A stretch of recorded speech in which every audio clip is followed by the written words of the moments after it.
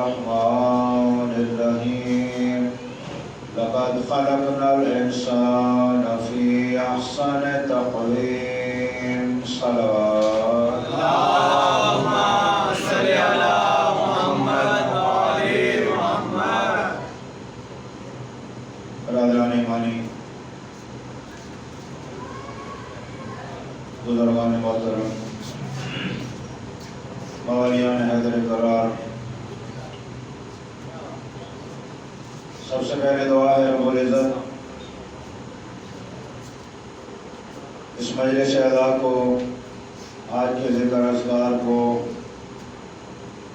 جن مرحومین کے لیے مجلس اعضا کا انعقاد کیا گیا ہے، اس مرحومہ سیدادی کے بلندی درجات کا ذریعہ قرار دے. رب العزت اور تمام حضرات کی توفیقات میں اضافہ فرمائے، پریشانیوں سے محفوظ فرمائے.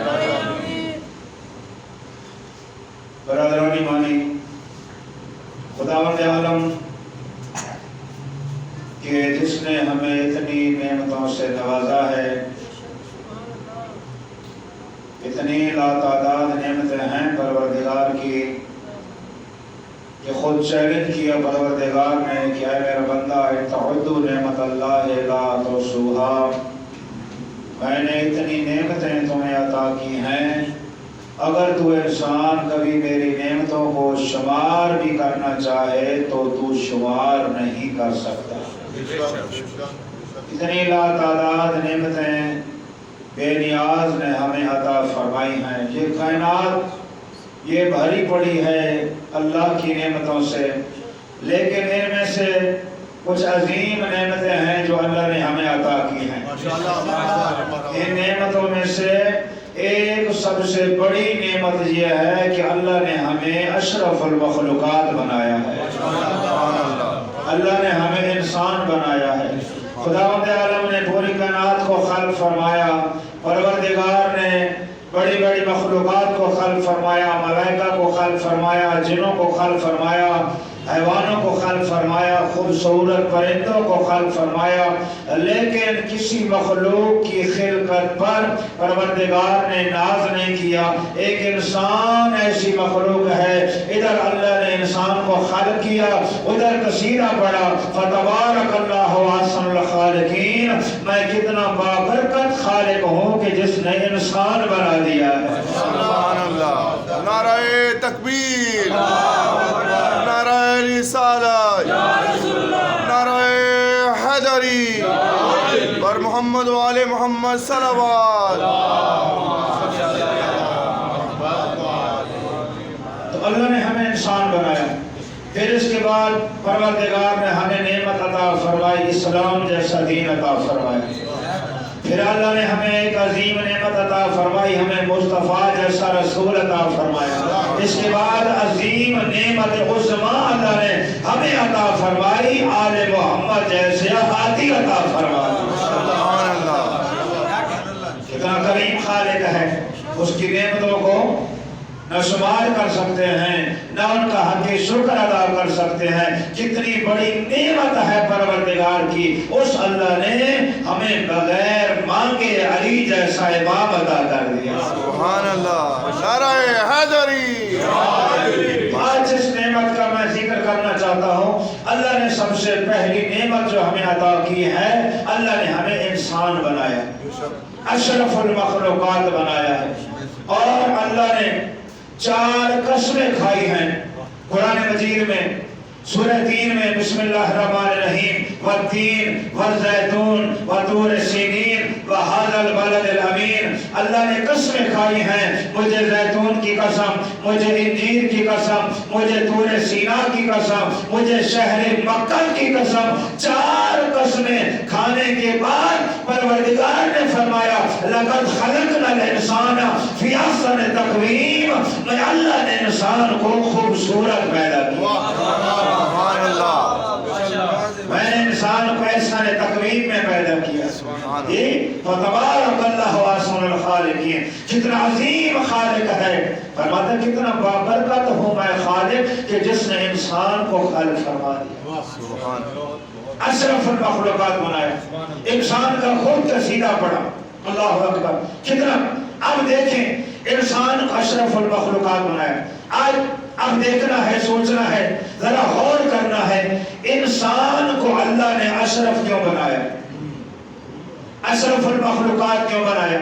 یہ تاج کرامت اللہ نے انسان کے سر پہ کیوں رکھا؟ کبھی سوچا ہے؟ کیا یہ وجہ ہے انسان قد و قامت میں بڑا ہے، اس وجہ سے اللہ نے انسان کو اشرف المخلوقات بنا دیا؟ اگر قد و قامت کو دیکھا جائے تو زرافہ اس کا قد سب سے بڑا ہے، تو پھر کیا وجہ ہے؟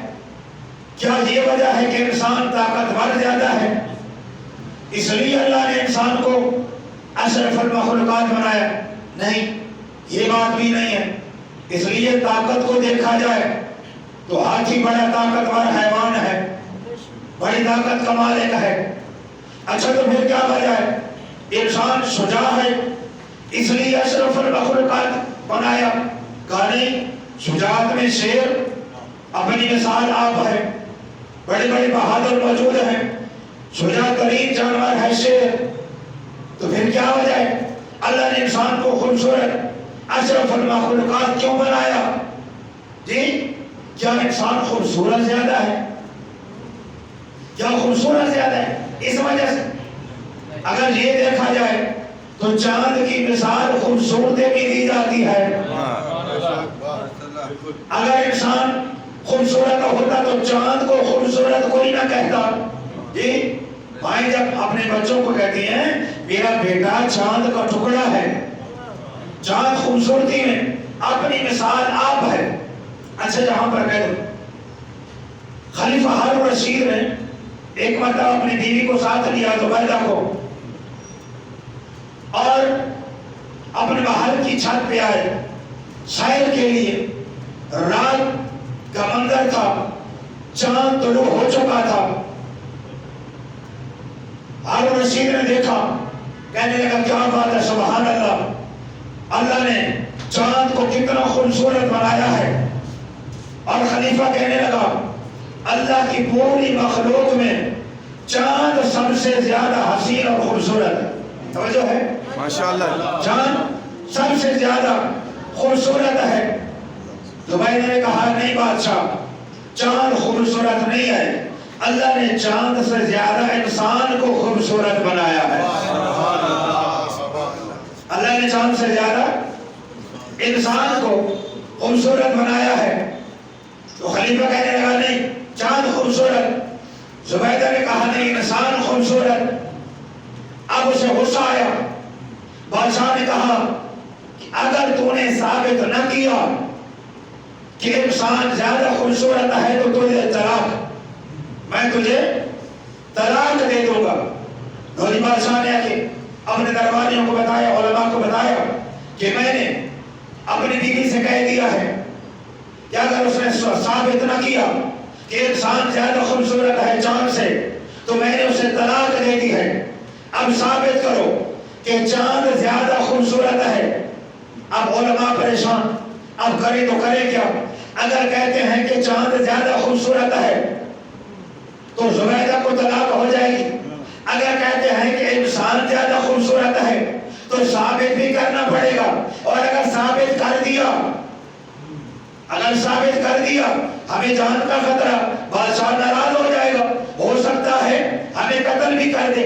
اب پریشان سارا دن سوچتے رہے، شام ہو گئی، سب کے منہ لچکے ہو گئے، اتنے میں حضرت بہلول آ گئے۔ اللہ اکبر، اتنے میں حضرت بہلول آئے۔ بہلول نے دیکھے پریشان چہرے، بھئی وجہ کیا ہے؟ کہا پریشان ہے، کیوں؟ کہا اس لیے آج بادشاہ نے کہہ دیا، خلیفہ نے کہہ دیا کہ چاند خوبصورت ہے، زبیدہ نے کہہ دیا انسان خوبصورت ہے۔ اب بادشاہ نے کہا کہ ثابت کرو، اگر انسان خوبصورت زبیدہ ثابت کرے تو ٹھیک ہے، ورنہ میں نے اسے طلاق دے دی ہے۔ اب پریشان ہیں، ہمارے پاس ثبوت ہے نہیں کہ انسان خوبصورت ہے، اب اس کا مطلب ہے زبیدہ کو طلاق ہو گئی، پریشان ہیں۔ بہلول نے کہا پریشانی کی ضرورت نہیں ہے، آج مغرب کی نماز مجھے پڑھانے دو، مغرب کی نماز مجھے پڑھانے دو، میں فیصلہ کروں گا، قرآن سے فیصلہ کروں گا کہ چاند خوبصورت ہے یا انسان خوبصورت ہے۔ لو جی بہلول نے نماز پڑھائی، جی سب پیچھے کھڑے ہو گئے، وہاں تو ہر کے پیچھے نماز ہو جاتی ہے نا، بہلول کھڑا ہو گیا، پیچھے کھڑے ہو گئے۔ اب بہلول نے سورۃ الحمد پڑھی، الحمد کے بعد سورۃ تین کو پڑھنا شروع کر دیا۔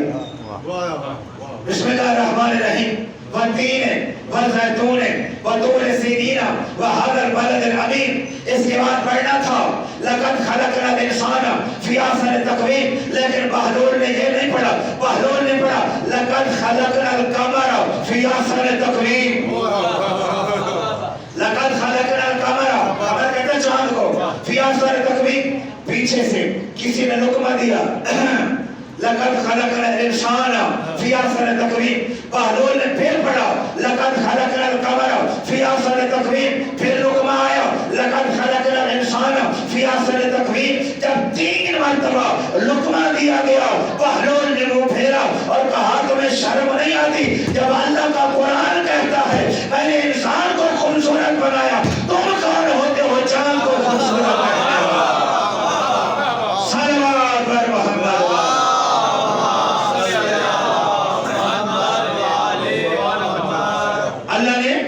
انسان کو خوبصورت بنایا، اور وجہ کیا ہے؟ خوبصورت بنایا کیوں؟ جناب جبریل آئے تھے جب اللہ نے حضرت آدم کو خلق فرمایا، اور جب روح ڈالی گئی جبریل آئے تھے اور کہا یا نبی اللہ، اللہ نے مجھے بھیجا ہے، میں 3 چیزیں لے کر آیا ہوں، 3 چیزیں، عقل، دین اور حیا۔ ان میں سے آپ کو اختیار ہے ایک چیز کا انتخاب کریں، ان تینوں میں سے یا دین لے لیں یا حیا لے لیں یا عقل کو لے لیں۔ حضرت آدم نے کہا مجھے عقل چاہیے، حضرت آدم نے عقل کا انتخاب کیا۔ اب جب عقل کا انتخاب کیا تو جبریل نے کہا اے دین اور حیا تم واپس چلے جاؤ، اس لیے کہ آدم نے عقل کا انتخاب کر لیا ہے، تمہاری اس کو ضرورت نہیں ہے، تم واپس چلے جاؤ۔ اب تاریخ نے لکھا، اصول کافی کی روایت کہ دین اور حیا زبان ملی، بولنا شروع کیا، اے جبریل ہم واپس نہیں آئیں گے۔ جبریل نے کہا کیوں نہیں آؤ گے؟ اس نے عقل کا انتخاب کر لیا۔ جبریل نے کہا چلے جاؤ، تو دین اور حیا نے کہا اللہ نے ہمیں بھی حکم دیا ہے جہاں پر عقل ہوگی ہم وہیں رہیں گے، جہاں پر عقل ہوگی دین بھی وہی رہے گا اور حیا بھی وہی رہے گا۔ تو اللہ نے انسان کو جو احسن تقویم میں پیدا کیا ہے، جو اشرف المخلوقات بنایا ہے، اس کی علت کیا ہے کہ انسان کو اللہ نے عقل عطا کی۔ عقل کی وجہ سے، عقل کی وجہ سے انسان اشرف المخلوقات ہے، عقل کی وجہ سے۔ اور عقل جو ہے، جس کے پاس عقل نہ ہو، جس کے پاس عقل نہ ہو کیا انسان ہے؟ کچھ بھی نہیں ہے، عقل کی وجہ سے۔ یہی تو وجہ ہے، معصوم نے فرمایا اللہ نے فرشتوں کو پیدا کیا، انہیں عقل بھی دی ہے، شہوت نہیں دی، صرف عقل دی ہے، شہوت نہیں دی۔ حیوانوں کو پیدا کیا، شہوت دی ہے، عقل عطا نہیں کی۔ انسان کو پیدا کیا، عقل بھی عطا کی ہے، شہوت بھی عطا کی ہے۔ اب فرشتے چونکہ شہوت نہیں رکھتے، گناہ کا تصور بھی نہیں ہے، اس لیے فرشتوں میں ترقی کا امکان نہیں ہے۔ جبریل جو ہزاروں سال پہلے جبریل تھا، آج بھی وہی جبریل ہے۔ حیوان اس میں پستی کا بھی امکان نہیں ہے، کیوں؟ اس لیے کہ جو پست ہے اس کے عقل ہی نہیں ہے، جتنا پست ہے وہ، اب وہ بلندیوں پہ بھی نہیں آ سکتا، عقل نہیں ہے۔ انسان کو عقل بھی عطا کی، شہوت بھی عطا کی۔ میرے آقا نے فرمایا اگر انسان اپنی شہوت پہ عمل کرے، عقل کو پس پشت ڈال دے، ایسا انسان حیوانوں سے بدتر ہے۔ اور اگر انسان اپنی اپنی شہوت کو دبا دے اور عقل کے مطابق عمل کرے، ایسا انسان ملائکہ سے افضل بن جاتا ہے۔ نعرہ حیدری، ماشاءاللہ، ملائکہ سے افضل بن جاتا ہے۔ تو اب انسان کے اشرف المخلوقات ہونے کی وجہ جو ہے وہ عقل ہے۔ اب اسلام نے کہا کہ ینبغی للانسان ان یحترس، ہر عقل مند انسان کو چاہیے کہ اپنی عقل کو 5 قسم کے نشوں سے محفوظ رکھے۔ 5 قسم کے نشوں سے اپنی عقل کو بچائے۔ شراب نشہ ہے، لیکن شراب ایسا نشہ ہے جب تک شراب بھی ہے اس کا نشہ ہے، عقل زائل ہے، لیکن گھنٹے بعد جب نشہ اتر جائے گا انسان کی عقل واپس آ جاتی ہے۔ لیکن کچھ نشے ایسے ہیں جن 5 نشوں کا اسلام نے ذکر کیا ہے، وہ ایسے نشے ہیں کہ اگر وہ نشہ انسان کو آ جائے تو انسان کی مات ماری جاتی ہے، انسان کا عقل جو ہے وہ ختم ہو جاتا ہے، زائل ہو جاتا ہے۔ وہ کون سے نشے ہیں؟ اسلام نے کہا ینبغی للانسان، انسان کو چاہیے اپنے آپ کو، اپنی عقل کو بچا کے رکھے۔ کس سے؟ من سکر المال، مال کے نشے سے۔ مال کا نشہ بڑا نشہ ہے، مال کے نشے سے اپنے آپ کو بچائے۔ من سکر العلم، علم کے نشے سے اپنے آپ کو بچائے۔ من سکر القدرہ، طاقت کے نشے سے اپنے عقل کو بچائے۔ من سکر المدح، تعریف کے نشے سے اپنے آپ کو بچائے۔ ومن سکر الشباب، اور جوانی کے نشے سے اپنے آپ کو بچائے۔ جوانی کے نشے سے اپنے عقل کو محفوظ رکھے، طاقت کے نشے سے اپنے عقل کو محفوظ رکھے، تعریف کے نشے سے اپنے عقل کو محفوظ رکھے، مال کے نشے سے بچائے عقل کو، اور علم کے نشے سے بچائے۔ طاقت کا نشہ، یہ بھی جب کوئی طاقتور بن جاتا ہے، کوئی ملک طاقتور بنتے ہیں تو پھر وہ سارے چاہتے ہیں کہ سارے ملک جو ہیں ہمارے نیچے دب کر رہے ہیں۔ یہ طاقت کا بھی ایک نشہ ہوتا ہے۔ فرمایا طاقت کے نشے سے بھی اپنے آپ کو بچائے، وہ عقل کو زائل کر دیتا ہے، انسان کو انسان نہیں سمجھتا، بندے کو بندہ نہیں سمجھتا۔ تعریف کے نشے سے بھی اپنے عقل کو بچائے۔ جب انسان اپنی تعریف کا عادی ہو جاتا ہے نا، کبھی ایسا ہوتا ہے اپنی تعریفیں خود کرنے لگتا ہے، مجھ جیسا کوئی نہیں، میں بڑا نیک، میں بڑا نمازی، میں بڑا تہجد گزار، میں بڑا سخاوت کرنے والا، میں بڑا غریب پرور، میں بڑا یتیم نواز، میں بڑا غریب نواز، اپنی تعریفیں کرتا ہے۔ جب انسان کو مدح کا، تعریف کا نشہ آ جاتا ہے، انسان کی عقل جو ہے وہ زائل ہو جاتی ہے۔ فرمایا تعریف کے نشے سے اپنے آپ کو بچائے، قدرت کے نشے، طاقت کے نشے سے اپنے آپ کو بچائے، جوانی کے نشے سے اپنے آپ کو بچائے۔ جوانی کا نشہ بھی عجیب نشہ ہے۔ انسان جب جوانی کے نشے میں آتا ہے، نہ خدا یاد رہتا ہے، نہ نبی یاد رہتا ہے، نہ دین اسلام یاد رہتا ہے، نہ قرآن یاد رہتا ہے، گناہ پہ گناہ کرتا ہے۔ جوانی کا نشہ ہوتا ہے نا، معصیت پروردگار میں آ جاتا ہے، شیطان کی پیروی کرنے لگتا ہے۔ ایک ہے مال کا نشہ۔ مال کا نشہ بھی انسان کو برباد کر دیتا ہے۔ مال کا نشہ کیسا نشہ؟ یہ کیسا نشہ ہوتا ہے؟ پیغمبر کی بارگاہ میں صحابہ کرام موجود ہیں، توجہ کیجیے گا کہ مال کا نشہ انسان کی عقل کو کیسے زائل کرتا ہے۔ صحابہ کرام موجود ہیں، ایک امیر ترین مالدار شخص پیغمبر کے ساتھ بیٹھا ہے، اتنے میں ایک غریب انسان، مزدور قسم کا بندہ اس امیر کے پہلو میں آ کر بیٹھ گیا۔ اب اس مالدار نے کیا کیا؟ اپنے لباس کو سمیٹنا شروع کیا۔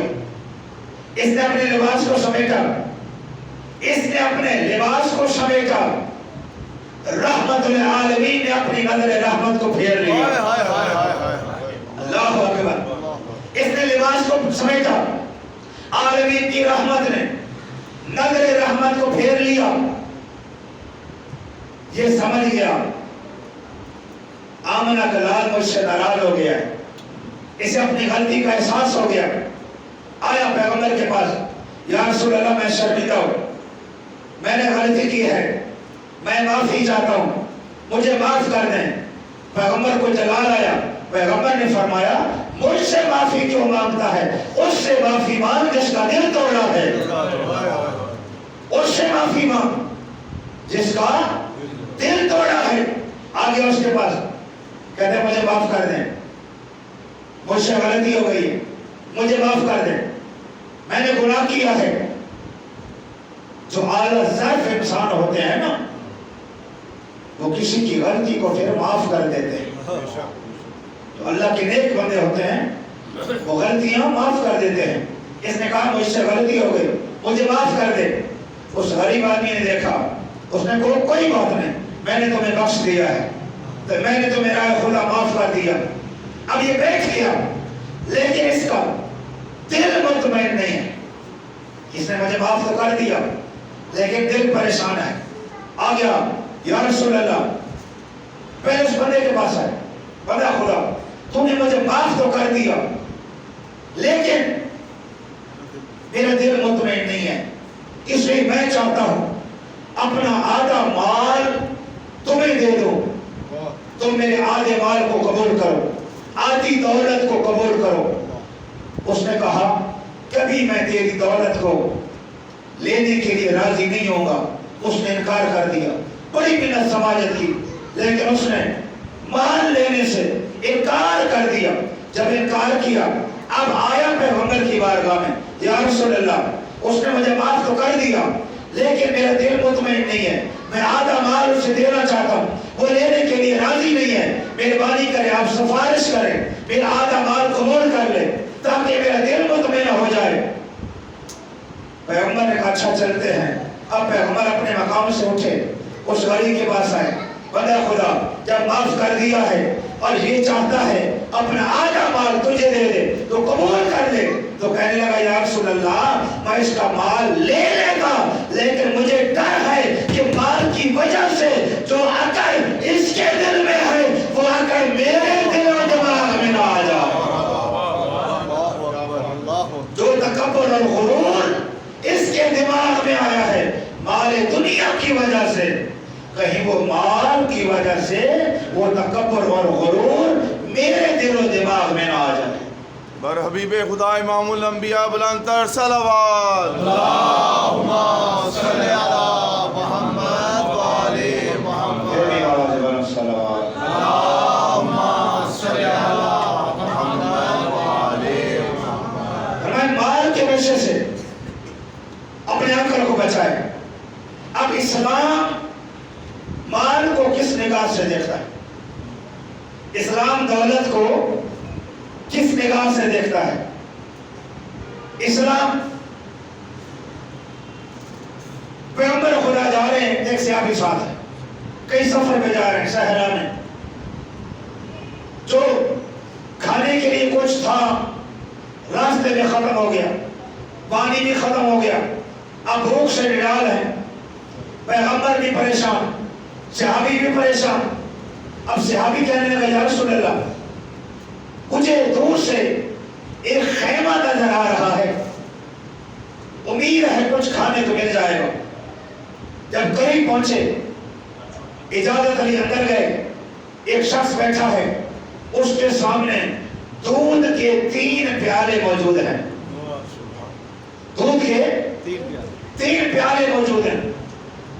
اب صحابی نے کہا وہ نہیں جانتا تھا کہ یہ رسول خدا ہے، کہنے لگا بندہ خدا ہم مسافر ہیں، ہمارا زادہ راہ ختم ہو گیا ہے، اب بھوک سے نڈال ہیں، ہمیں کچھ کھانے کو دے دو۔ تو وہ کہنے لگا ٹھیک ہے مسافر ہیں، ٹھیک ہے بھوکے ہیں، لیکن میرے پاس 3 پیالے ہیں دودھ کے، ایک میرا صبح کے لیے ہے، ایک دوپہر کے لیے ہے اور ایک شام کے لیے ہے، اگر میں نے آپ کو دے دیا تو میں خود کیا کروں گا؟ اگر آپ کو دے دیا میں خود بھوکا رہ جاؤں گا، کچھ نہ دیا۔ صحابی کہنے لگا کمال ہے، کیسا انسان ہے، 3 پیالے موجود ہیں، تھوڑا سا دے دے۔ اس نے کہا کچھ بھی دینے کے لیے راضی نہیں ہوں، انکار کر دیا۔ خیمے سے پیغمبر باہر نکلے، पैगंबर बैठे दस्ते दुआ उठाए, परवरदिगार तुझे अपनी रहमत का वास्ता इस बंदे को बेकसरत दौलत अता फरमा, इस इंसान को बेकसरत ज्यादा दौलत अता फरमा, ज्यादा माल अता फरमा। सहाबी ने आमीन कहा।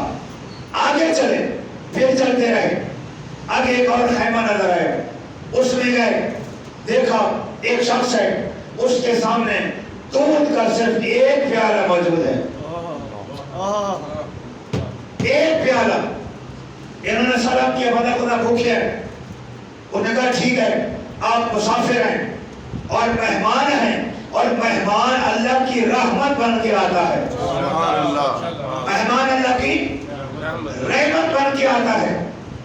आप बैठे, कहा हमें कुछ खाने के लिए दे दें। कहा ठीक है, मेरे पास दूध का एक प्याला है, इसे 3 हिस्सों में तकसीम कर लेते हैं, थोड़ा सा मैं ले लेता हूँ, बाकी आप इस्तेमाल कर लें।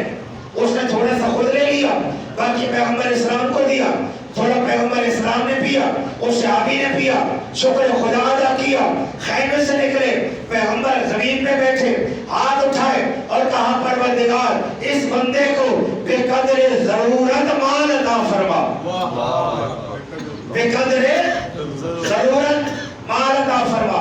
सहाबी ने आमीन तो कह दिया, लेकिन कहा या रसूल अल्लाह, मुझे समझ नहीं आती, जिसने हमें कुछ नहीं दिया उसके लिए आपने दुआ की कैसे बेकसरत माल अता फरमा, और जिसने हमें दे दिया उसके लिए आपने कहा इसे बेकदरे जरूरत अता किया। पैगंबर ने फरमाया तुम्हारी कमजोरी ये है कि तुम अहले बैत में से नहीं हो, तुम्हारी कमजोरी ये है कि मेरी आल में से नहीं हो।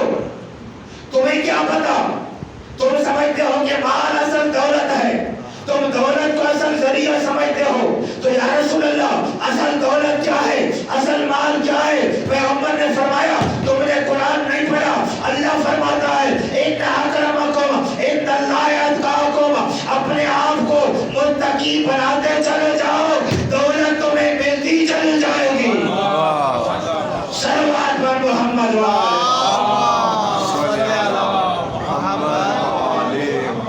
दौलत की नशे से अपने आप को, अपने अक्ल को महफूज रखो। इस्लाम दौलत का मुखालिफ है, परेशानी आएगा। इस्लाम दौलत का मुखालिफ है, इस्लाम दौलत को पसंद नहीं करता। हो गया ना परेशान? इस्लाम दौलत को पसंद नहीं करता, लेकिन इस्लाम गुर्बत को भी पसंद नहीं करता। इस्लाम दौलत को पसंद नहीं करता, लेकिन इस्लाम गुर्बत को भी पसंद नहीं करता। अब मैं तब्दील करने लगूं अल्फाज। इस्लाम दौलत को भी पसंद करता है, इस्लाम गुर्बत को भी पसंद करता है। इस्लाम दौलत को भी पसंद करता है और इस्लाम गुर्बत को भी पसंद करता है। अगर गुर्बत हो और अबू जर जैसा सब्र और हौसला हो तो गुर्बत अच्छी है, अगर दौलत हो और खदीजा जैसा जज्बा पैदा हो तो दौलत अच्छी है।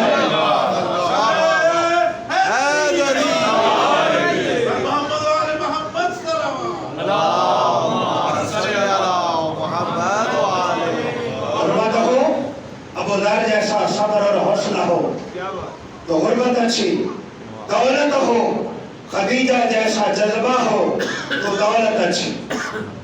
हमारी कमजोरी ये है, एक गलत फहमी पाई जाती है। हम समझते हैं हम दीन किसे कहते हैं और दुनिया किसे कहते हैं। हम समझते हैं कि पैसा, डॉलर, पौंड, दिरहम, दीनार, अशरफियाँ, ये माल और दौलत ये दुनिया है, और मस्जिद, इमाम बारगाह, ये अमामा, ये अबा, ये कबा, ये मिंबर, ये मेहराब, ये दीन है। हम यही समझते हैं ना, हमारी सोच यही है कि माल, पैसा, दिरहम, दीनार, डॉलर یہ دنیا ہے اور مسجد امام بارگاہ یہ محراب امامہ ابا کبا یہ دین ہے. حالانکہ ایسا نہیں ہے. پیسہ دنیا نہیں ہے اور یہ چیزیں دین نہیں ہے. یہ ہماری سوچ ہے. جب امام سے پوچھا گیا چھٹے امام سے مولا آپ فرمائیں کہ دین کیا ہے اور دنیا کیا ہے. امام نے فرمایا یہ نہ سمجھنا کہ دولت پیسہ دنیا ہے, یہ نہ سمجھنا کہ محراب و منبر یہ دین ہے. تو مولا آپ بتائیں کہ دین کیا ہے اور دنیا کیا ہے. فرمایا ہر وہ چیز جو تمہیں اللہ تک لے جائے وہ دین ہے اور ہر وہ چیز جو اللہ سے دور کر دے وہ دنیا ہے. اگر دولت تمہیں اللہ کے قریب کر دے تو وہ دولت دین ہے. اگر امامے والا اللہ سے دور کر دے تو وہ دنیا ہے. صلوات پر محمد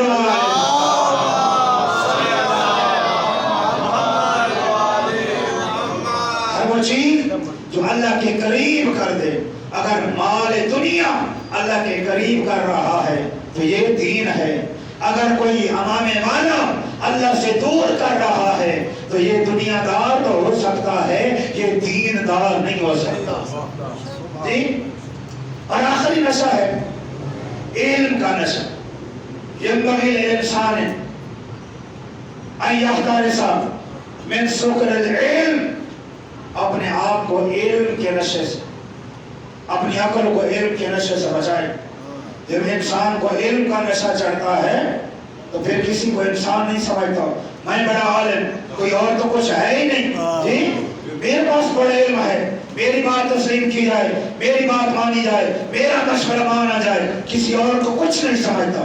علم کے نشے سے اپنے آپ کو عقل کو بچائے. اب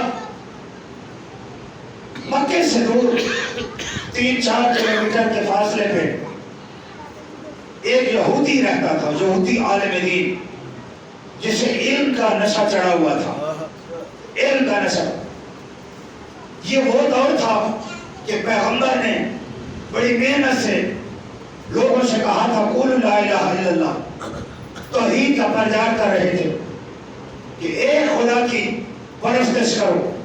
اب اس نے دیکھا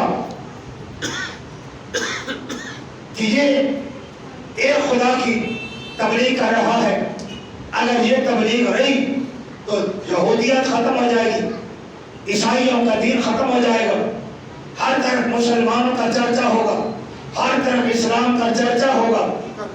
یہ آیا, اس نے سوچا کہ مسلمان نئے نئے مسلمان ہیں, ان کو توحید کا پتہ ہی نہیں ہے کہ توحید کیا ہے. میں کوئی سوال جا کے مسلمانوں سے کرتا ہوں کہ مجھے ان سوالوں کے جواب دیں. انہیں توحید کا علم ہے نہیں. پیغمبر نے کچھ بتایا کہ خدا کو مان لو تو انہوں نے مان لیا, ورنہ کسی کو پتہ ہی نہیں ہے کہ توحید کیا ہے, خدا کیا ہے. آ گیا سوال تیار کر کے اس محفل میں آ گیا, صحابہ کرام مجمع لگا ہوا. اب اس یہودی نے کہا مسلمانوں, آپ مسلمانوں کا عقیدہ ہے کہ ہمارا خدا جو ہے, میرے ہیں 3 سوال, مجھے 3 سوالوں کے جواب دیں. کہا کیا سوال ہے؟ کہا کہ میرا پہلا سوال یہ ہے, آپ کا یہ عقیدہ ہے کہ ہمارا خدا موجود ہے, ہمارا خدا موجود ہے. میرا سوال یہ ہے کہ ہر موجود سے پہلے ایک وجود ہوتا ہے. اگر تمہارا خدا موجود ہے تو تمہارے خدا سے پہلے کون سا وجود ہے؟ سمجھو کہ یہ بڑی دلچسپ سوال ہے. تمہارا نظریہ کہ خدا موجود ہے, میرا سوال ہے ہر موجود سے پہلے ایک وجود ہوتا ہے. میں مثال دیتا ہوں, یہ ٹیبل یہ ایک موجود ہے, اس سے پہلے کوئی وجود تھا کہ نہیں تھا؟ اس سے پہلے کوئی وجود تھا, لکڑی, میخیں, جی باقی کوئی پلائی وغیرہ. یہ مائک دیکھیں, یہ اسٹینڈ وغیرہ مائک, اس سے پہلے لوہا تھا, کچھ پرزے تھے, یہ تاریں تھی, تب جا کر یہ وجود میں آیا. تو کہنے لگا آپ کا نظریہ ہے کہ خدا موجود ہے. میرا سوال ہے ہر موجود سے پہلے ایک وجود ہوتا ہے، تمہارے خدا سے پہلے کیا وجود ہے؟ میرا دوسرا سوال یہ ہے، آپ کہتے ہیں خدا موجود ہے، میرا دوسرا سوال یہ ہے کہ تمہارے ہر شے کا ایک رخ اور ڈائریکشن ہوتا ہے، ہر وجود کا ایک رخ ہوتا ہے۔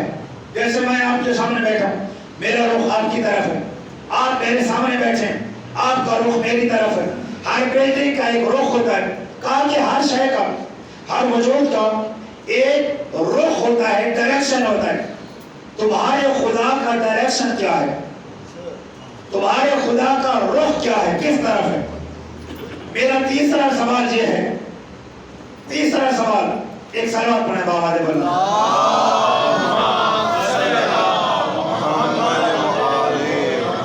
اللہ اکبر۔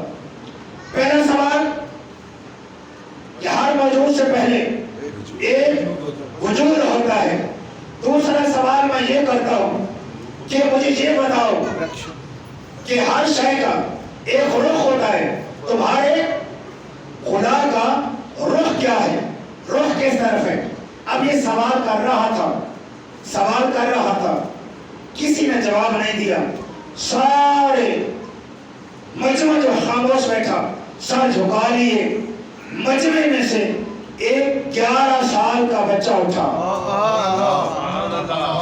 11 سال کا بچہ اٹھا اور کہا، اے یہودی کیا سوال ہے تیرے؟ میں تیرے سوالوں کا جواب دوں گا۔ یہودی کہنے لگا، بچہ جب کوئی بڑا جواب نہیں دے سکتا تو بچہ کیا جواب دے گا؟ اس نے کہا، مجھے بچہ نہ سمجھ، میں توحید کے جتنے سوال ہیں میں سوالوں کا جواب دوں گا، سوال کر۔ اس نے کہا چلو، سوچا بچہ ہے، بڑے تو جواب نہیں دے رہے، اس سے سوال کرتا ہوں، اگر اس نے جواب نہ دیے تو سارے شرمندہ ہو کے سب کی بے عزتی ہوگی۔ جی کہا، میرا پہلا سوال ہے، آپ کا نظریہ ہے کہ خدا موجود ہے، ہر وجود سے پہلے ایک وجود ہوتا ہے، تمہارے خدا سے پہلے کیا وجود ہے؟ دوسرا سوال، ہر وجود کا ایک رخ ہوتا ہے، ڈائریکشن ہوتا ہے، تمہارے خدا کا رخ کیا ہے؟ تیسرا سوال میرا یہ ہے کہ اس وقت تمہارا خدا کیا کر رہا ہے؟ میرے 3 سوال۔ بچے نے کہا، میں تیرے سوالوں کا جواب دوں گا۔ اچھا ٹھیک ہے۔ یہودی نے کہا، میرے پہلے سوال کا جواب دے، تمہارے خدا کے وجود سے پہلے کون سا وجود ہے؟ بچے نے کہا، پہلے مجھے تو بتا، تمہیں 1 سے لے کر 10 تک گنتی آتی ہے؟ 1 سے لے کر 10 تک گنتی آتی ہے؟ اس نے کہا، کمال ہے، میں نے کہا ہے کہ تمہارے خدا سے پہلے وجود کون سا ہے، تو مجھے کہتے ہو کہ گنتی سنا۔ بچے نے کہا، تیرے سوال کا جواب ہی تو دینا چاہتا ہوں۔ اللہ اکبر۔ کہا سنا، چلو کہتے ٹھیک ہے، بچے کا دل بہلانے کے لیے کہتے ٹھیک ہے، 1 سے لے کر 10 تک گنتی سنائی، 1 2 3 10 تک گنتی سنائی۔ اب بچہ مسکرایا، مسکرا کر کہا، اب گنتی تو نے سنا دی 1 سے لے کر 10 تک، اب مجھے یہ بتا 10 سے 1 تک تمہیں الٹی گنتی بھی آتی ہے؟ 10 سے 1 تک الٹی گنتی بھی آتی ہے؟ انہوں نے کہا، یہ کیا سوال ہے؟ بچے نے کہا، تیرے سوال کا جواب دینا چاہتا ہوں، بتا مجھے الٹی گنتی آتی ہے تو سنا۔ اب اس نے سنائی، 10 کے بعد 9، 9 کے بعد 8، 8 کے بعد 7، 7 کے بعد 6، 6 کے بعد 5، 5 کے بعد 4، 4 کے بعد 3، 3 کے بعد 2، 2 کے بعد 1۔ رک گیا یہودی۔ بچہ مسکرایا، مسکرا کر کہا، 1 پہ رک کیوں گیا ہے؟ 1 پہ رک کیوں گیا ہے؟ مجھے پتا 1 سے پہلے کیا ہے، 1 سے پہلے کیا ہے؟ اس نے کہا، بچہ 1 ایسا عدد ہے کہ جس سے پہلے کوئی وجود نہیں ہے۔ اس نے کہا، جیسے 1 ایسا عدد ہے کہ جس سے پہلے کوئی وجود نہیں ہے، میرا خدا وہ ہے جس سے پہلے کوئی وجود نہیں ہے، اور میرا اللہ ایسا وجود ہے جو گنتی کو بھی وجود عطا کرنے والا ہے۔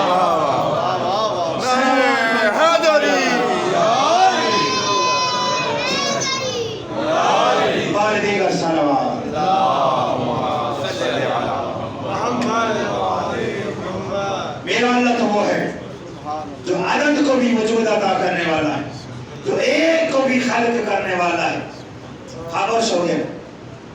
अच्छा, दूसरा सवाल, हर वजूद का एक रुख होता है, मुझे बताओ तुम्हारे खुदा का रुख किस तरफ है? बच्चे ने कहा एक लाला ठहर जा। बच्चा दौड़ा, थोड़ी देर के बाद आया तो बच्चे के हाथ में शमा थी जो जल रही थी, शमा जल रही थी। अचानक उसकी रोशनी फैलने लगी। बच्चे ने कहा मुझे ये बता यहूदी, ये जो रोशनी है इसका रुख किस तरफ है? इस रोशनी का रुख, डायरेक्शन क्या है? यहूदी ने कहा है बच्चे, रोशनी एक ऐसा वजूद है कि जिसका कोई रुख नहीं होता। अब बच्चा मुस्कुराया और मुस्कुरा कर कहा जैसे रोशनी एक ऐसा वजूद है कि जिसका कोई डायरेक्शन नहीं होता, जिसका कोई रुख नहीं होता, इसी तरह मेरा अल्लाह तो ऐसा वजूद है। अल्लाह नूरुस समावाति वल अर्द, वो शमा को भी रोशनी अदा करने वाला है, आसमानों और जमीनों को भी रोशनी अदा करने वाला है। सुभान अल्लाह। नारे तकबीर, नारे रिसालत, उल्लेमान, नारे हैदरी। माशाअल्लाह। परेशान हो गया यहूदी। अब क्या कहेगा बच्चा? मेरा तीसरा सवाल कि तुम्हारा खुदा, तवज्जो कीजिएगा, तुम्हारा खुदा इस वक्त क्या कर रहा है? बच्चा खड़ा हो गया और मुस्कुरा कर कहा न पूछता तो अच्छा था, लेकिन तो नहीं पता तुम्हारा खुदा इस वक्त क्या कर रहा है? बच्चा मुस्कुराया और मुस्कुरा कर कहा मेरा खुदा इस वक्त एक 11 साल के बच्चे से एक बूढ़े यहूदी को बेइज्जत करवा रहा है।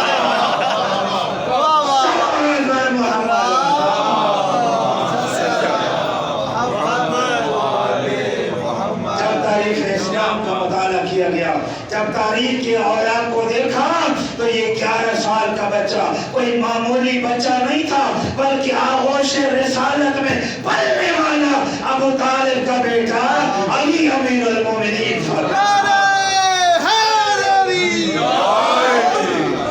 माशाअल्लाह, माशाअल्लाह। बराए अज़मत अहले बैत अलैहिस्सलाम बुलंद तर सलावत।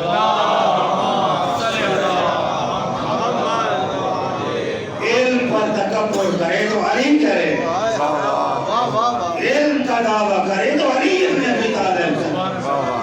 इसका दावा तअल्लमनी रसूलुल्लाह ज़क्कन ज़क्का, कायनात के नबी ने मुझे इल्म ऐसे अता किया कि जैसे परिंदा अपने बच्चे को दाना खिलाता है। सुभान अल्लाह। सलोनी सलोनी कबलान तफ्किरोनी, लोग आओ अली से सवाल करो। इन आलम तरका समावात में तोरो के आल अली इब्न अबी तालिब जमीनों के रास्तों से आसमानों के रास्तों को ज्यादा बेहतर जानता है। सुभान अल्लाह, माशाअल्लाह। जी आपको इल्म के नशे से अक्ल को बचाए। शुक्र खुदा करें, अल्लाह ने हमें आले मोहम्मद जैसे हादी अता फरमाए, अल्लाह ने हमें अहले बैत जैसे रहनुमा अता फरमाए। इन हादियों की सीरत और किरदार को देखें। हमारा बड़ा दावा है हम अहले बैत के शिया हैं, हम अली के शिया हैं, लेकिन हमारा दावा करना ये इतना मकाम नहीं रखता जितना मकाम ये है कि वो आले मोहम्मद कहें कि ये हमारा शिया है, अहले बैत कहें कि ये हमारे मानने वाले हैं। और मेरे मौला फरमाते हैं अपना किरदार ऐसा बनाओ, अपना अखलाक ऐसा बनाओ, तुम्हारे किरदार और अखलाक को देखकर दुनिया हमारे किरदार को याद करे, तुम्हारी सीरत को देखकर लोग हमारी सीरत को याद करें और लोग ये मजबूर हो जाएं कहने पे कि रहमल्लाहु जाफर इब्न मोहम्मद, कि खुदा जाफर सादिक पे रहम करे कि जिसके नौकरों का किरदार इतना आला है उसके इमाम का किरदार कितना बुलंद होगा। सुभान अल्लाह, माशाअल्लाह। खुश नसीब है अल्लाह ने आपको अली का शिया बनाया है। और मेरे मौला जाफर सादिक अलैहिस्सलाम फरमाते हैं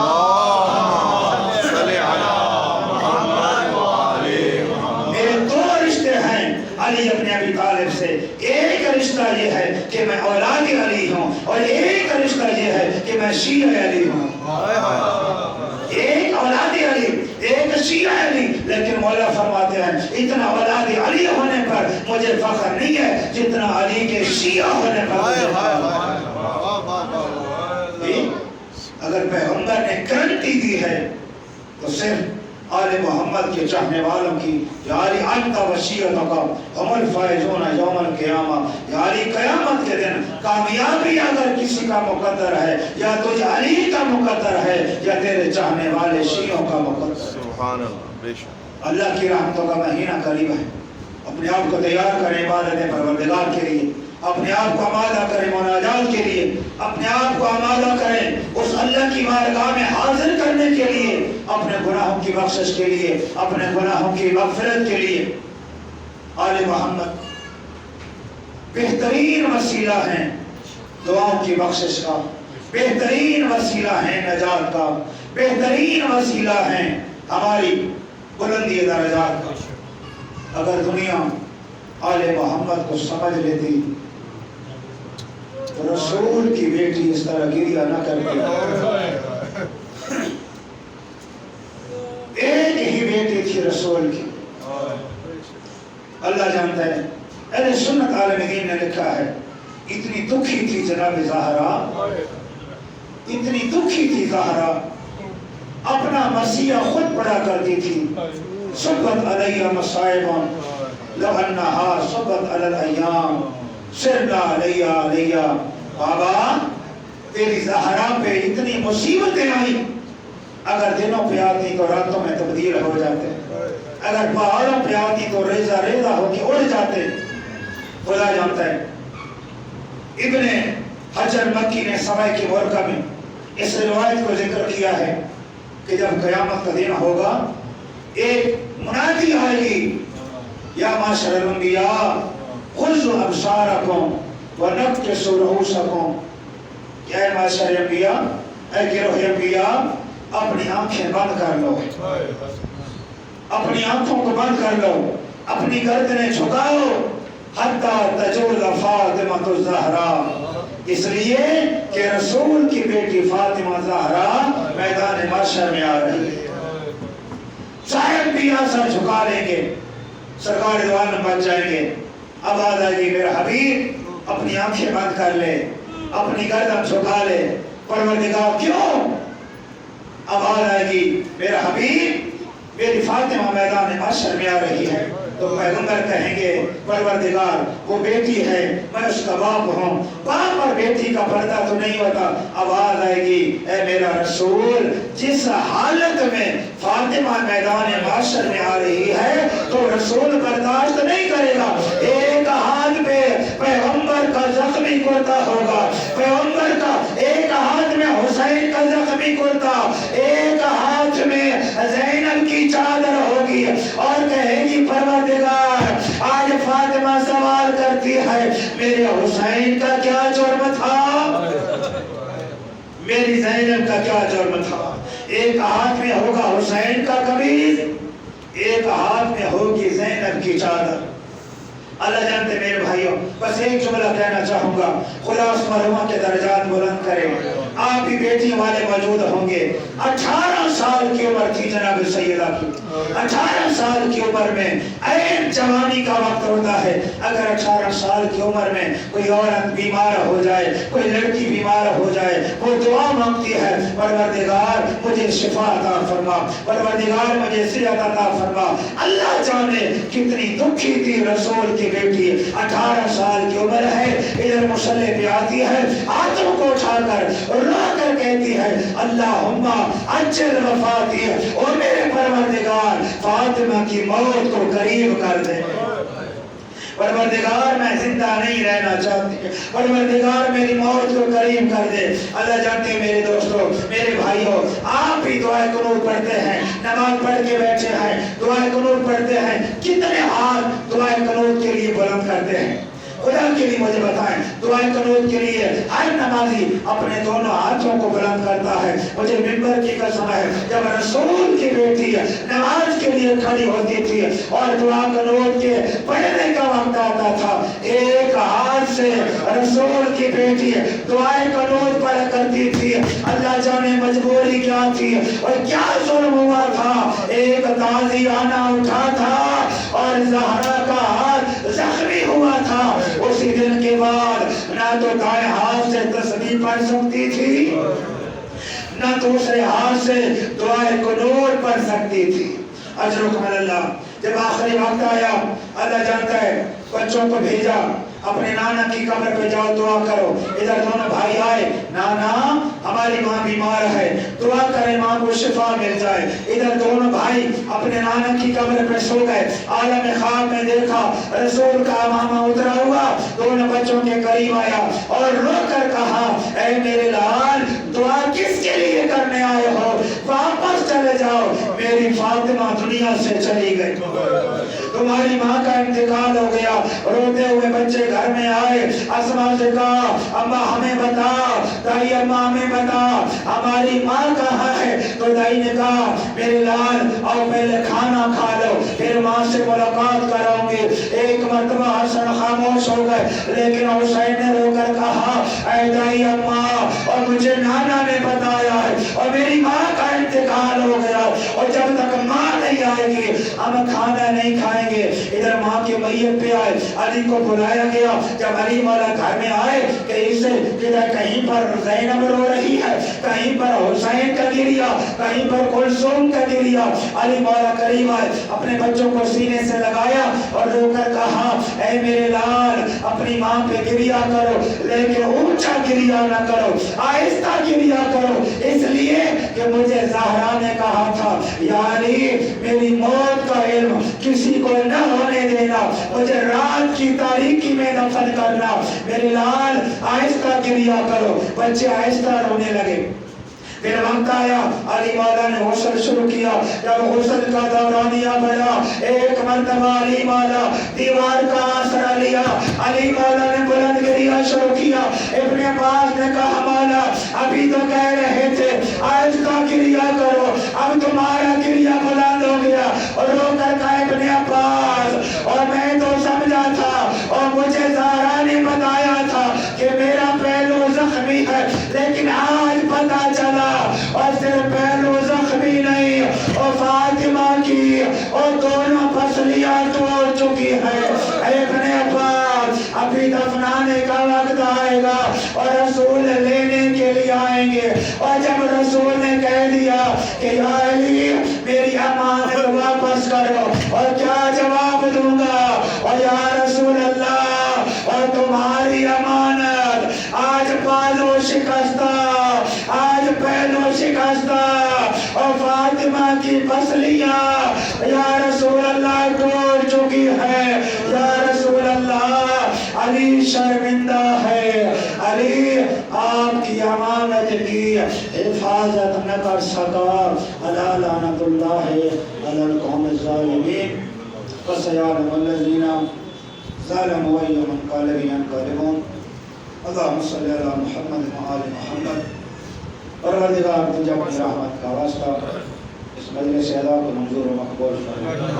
परवरदिगार अज़मत मोहम्मद व आलि मोहम्मद का वास्ता आज की मजलिस अदा का सवाब ये मरहूमीन के लिए सारे सवाब किया गया है। कलीम अल्लाह अज़मत मोहम्मद व आलि मोहम्मद का वास्ता आज की हदीस किसाब का सवाब, मनक़बत का सवाब, सलाम का सवाब, आज की मजलिस अदा का सवाब उस मरहुमा सैयदादी सैयद फ़रख ज़ैदी साहब, उनकी वालिदा मरहुमा के नाम अमाल मुतास फरमा। ये सवाब उनकी रूह पर फतूर का मिसाल फरमा। मोहम्मद वाले मोहम्मद का वास्ता करीम अल्लाह मरहुमा की कब्र को तहत निगाह कुशादा फरमा, कब्र को जन्नत के बागों में सबाग बना। मोहम्मद वाले मोहम्मद का वास्ता मरहुमा की कब्र को नूर इमामत से मुनव्वर फरमा, शफाअत जनाब ज़हरा नसीब फरमा। तुझे वास्ता मोहम्मद वाले मोहम्मद का मेरे करीम परवरदिगार मरहुमा की नेक अमाल अपनी बारगाह में कबूल फरमा। मरहुमा की आज़ादारियाँ मातमदारियाँ मजलिस इस्लामी शिरकत अपनी बारगाह में कबूल फरमा। तुझे वास्ता मोहम्मद वाले मोहम्मद का वरसा की तरफ से जब ये तमाम है कबूल फरमा। तुझे वास्ता मोहम्मद वाले मोहम्मद का आइंदा परेशानियों बीमारियों से महफूज फरमा। मोहम्मद वाले मोहम्मद का वास्ता इसके अलावा जितने मरहुमीन हैं मेरे मालिक उन तमाम मरहुमीन के दर्जात बुलंद फरमा। मोहम्मद वाले मोहम्मद का वास्ता तमाम हाज़रीन अज़ादारों के मरहुमीन के गुनाह माफ़ फरमा, उनके दर्जात बुलंद फरमा। परवरदिगार उनकी कब्र को रोशन व मुनव्वर फरमा। तुझे वास्ता मोहम्मद वाले मोहम्मद का इन हाज़रीन की दुआएं कबूल फरमा, शरई हाजात को पूरा फरमा, परेशानियाँ दूर फरमा। محمد والے محمد کا واسطہ میرے کریم اللہ ان تمام عزاداروں کو آفات و بلیات سے محفوظ فرما، سب کی حاجات کو پورا فرما، سب کی دعاؤں کو مستجاب فرما۔ محمد والے محمد کا واسطہ انہیں رزق وسیع عطا فرما، رزق حلال عطا فرما۔ تجھے واسطہ محمد والے محمد کا میرے کریم اللہ اسلام بارگاہ کو تا قیام قیامت آباد شاد فرما۔ اس کی بنیادوں میں جن بزرگان کا حصہ ہے، جن کی محنتیں ہیں پروردگار، انہیں اجر عظیم عطا فرما، اجر کثیر عطا فرما۔ جو موجودگان ہیں بزرگان، ان کی پروردگار توفیقات خیر میں اضافہ فرما۔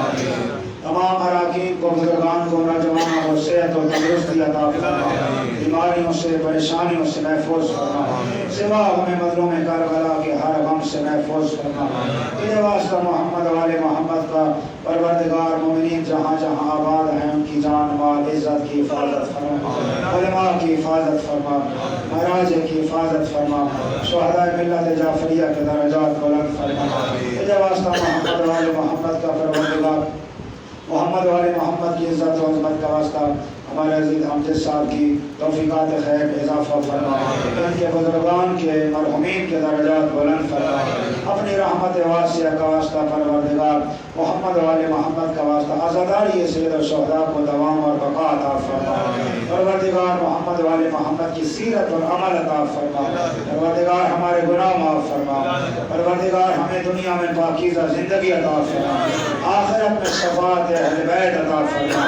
امام زمانہ کے ظہور میں تاجیل فرما، زیارت امام سے مشرف فرما، امام کے پیروکاروں میں شمار فرما۔ ربنا تقبل منا انک انت السمیع العلیم بجاہ محمد و آلہ۔